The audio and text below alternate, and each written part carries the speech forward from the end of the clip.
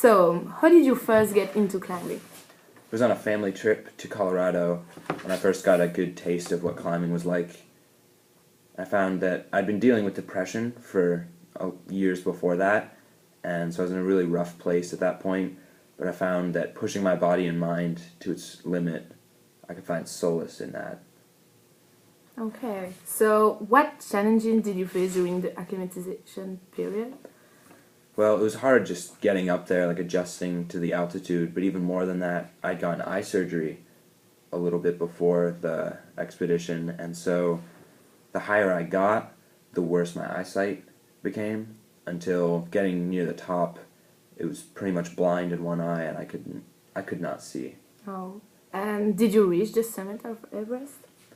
No, I actually wasn't able to. Pretty close to the top on the final assault, I had to stop with Rob and tell him that I couldn't keep going because my vision had gotten so bad that I wasn't able to keep climbing through the tricky parts. So I told him I was just going to wait there, cross my heart, and hope to die. Oh. So what tribulation did you face on the descent? Well, there was the storm, for starters. That added to the already problem of my eyesight, so I wasn't really able to move at all until I got some help. And then on the way down, past that, I was stuck in the group, which people refer to as the huddle, and left there for a long time in the cold until some of them were rescued, but I was in rough enough shape that Yasko Namba and I were both left out in the cold, and by some miracle I was able to just keep taking one step after the other and make it back to camp alive. So, what do you believe caused so many deaths? Was the storm the only cause, or were other faults?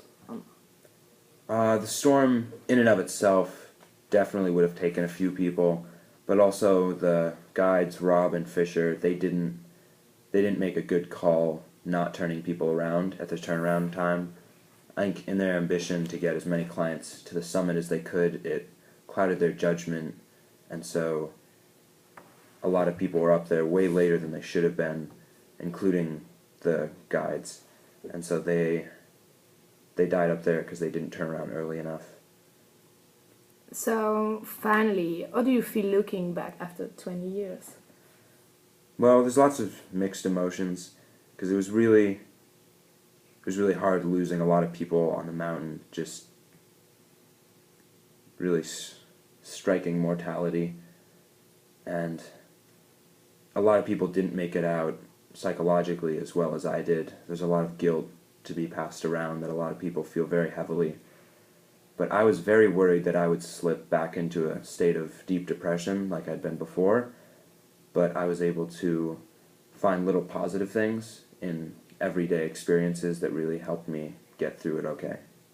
Okay, thank you for the answers.